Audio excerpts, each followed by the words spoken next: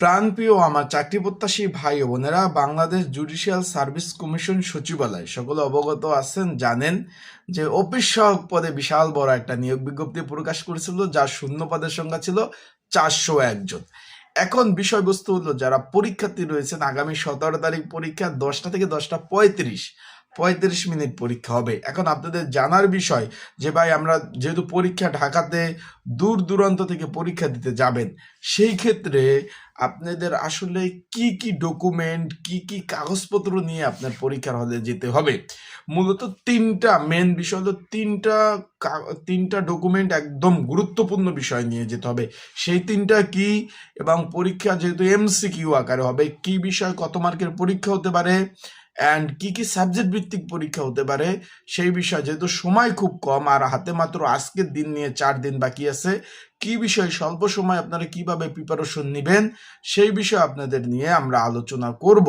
তাহলে ভিডিওটা শুরু থেকে শেষ পর্যন্ত দেখবেন।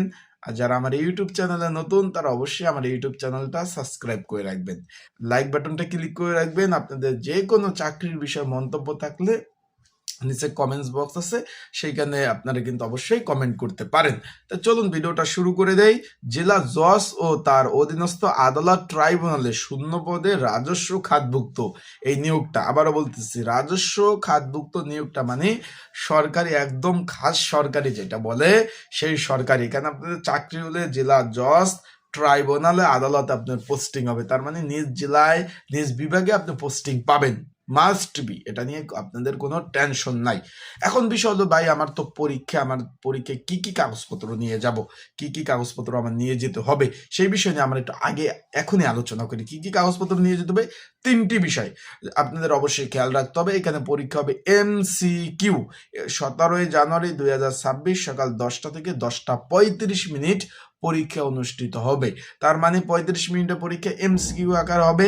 এখানে আপনি তিনটি বিষয় নিয়ে আপনি একটু খেয়াল রাখবেন। প্রথম বিষয় সাবজেক্ট হলো, আপনার অবশ্যই কলম নিবেন দুইটা কালো কলম নিবেন। আবার বলতেছি, কালো 2টা কলম নিবেন। তার সাথে কি নিবেন, এডমিট কার্ডটা সাদা কালো হলে চলবে না, এটা প্রিন্ট কালারের প্রিন্ট, বুঝছেন, সাদা রঙিন প্রিন্ট কপি কিন্তু অবশ্যই আপনি নিয়ে যেতে হবে। এইটা গেল 2।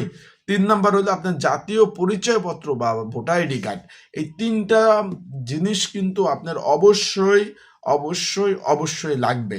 বিষয়টা আশা করি বুঝতে পারছেন। এই তিনটা বিষয় আপনার অবশ্যই খেয়াল রাখতে হবে, এবং এই তিনটা বিষয় আপনার অবশ্যই কিন্তু লাগবে। এখন কি কি বিষয় পড়বেন, কত মার্কের পরীক্ষা হতে পারে, সেই বিষয়ে যাওয়ার আগে বলে দেয় আপনাদের জন্য প্রিপারেশন প্রস্তুতিমূলক, এই যেহেতু সময় কম, বিগত সালে প্রশ্ন সমাধান সহ আপডেট 2026-এর একটা সাজেশন তৈরি করা হয়েছে। যদি আপনাদের কারো প্রয়োজন হয়ে থাকে, স্ক্রিনের উপর হোয়াটসঅ্যাপ নাম্বার রয়েছে, ডিসক্রিপশন বক্সে নাম্বার রয়েছে, পিন্ড কমেন্টে নাম্বার রয়েছে, এই নাম্বারে মেসেজ করতে পারেন, যোগাযোগ করতে পারেন। এই নাম্বারে যোগাযোগ করে মেসেজ করে আপনারা কিন্তু সাজেশনটা সংগ্রহ করে নিয়ে পড়তে পারবেন। তাই যাদের প্রয়োজন আছে তারা আমার সাথে যোগাযোগ করবেন, মেসেজ করে আপনারা কিন্তু সাজেশনটা সংগ্রহ করে নিতে পারবেন। আশা করি বিষয়বস্তু আপনারা বুঝতে পেরেছেন।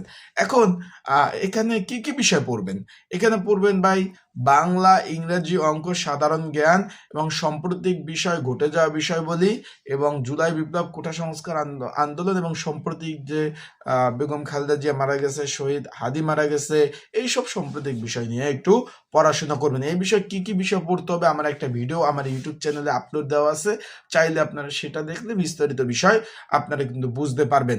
তার মানে এখানে ভাই মেন বিষয়টা হলো আপনাদের পড়তে হবে, পড়া ছাড়া কোনো বিকল্প নাই। আবারও বলতেছি ভাই, পড়তে হবে, পড়া ছাড়া কোনো বিকল্প নাই। যত পড়বেন পাশ করতে পারবেন, পড়বেন না ভাই, পাশ করা কোনো সম্ভব না, কারণ এখানে পরীক্ষার্থী বেশি। আবারও বলতেছি, এখানে পরীক্ষার্থী বেশি, তাই সেভাবে আপনার প্রিপারেশন নিতে হবে। এখানে MCQ পরীক্ষা হবে, পরীক্ষা অনেক কঠিন হবে, কারণ পরীক্ষাতে বেশি। তারা চাবে যে এখান থেকে 70% বাদ দিয়ে 30% যারা আছে পরবর্তী ধাপে নিবে। সেই ক্ষেত্রে আপনাদের কিন্তু ওই যে 30%-এর মধ্যে আপনাদের থাকতে হবে। 30%-এর মধ্যে থাকতে হলে কি করতে হবে, পড়তে হবে। আর ঢাকা পরীক্ষা, ঢাকা যাবেন আসবেন, আপ ডাউন একটা খরচ আছে। আবারও বলতেছি, ঢাকা যাবেন আসবেন, আপ ডাউন একটা খরচ আছে। সেই আপ ডাউন খরচ সামাল দিতে হলে আপনি নিজের টাকা খরচ করতে হবে। যদি পড়াশোনা না করে যান, ওই নিজের টাকায় লস। তাই আশা করি বিষয়টা বুঝতে পারছেন। 3টা বিষয় খেয়াল রাখবেন, এই কাগজপত্রগুলো অবশ্যই ঢাকা নিয়ে যাবেন। তো ভালো থাকুন পরীক্ষার হলে। তো ভালো থাকুন, সুস্থ থাকুন, আর লাইক বাটন ক্লিক করে রাখুন। পরবর্তী আপডেট পেলেই আপনাদের নিয়ে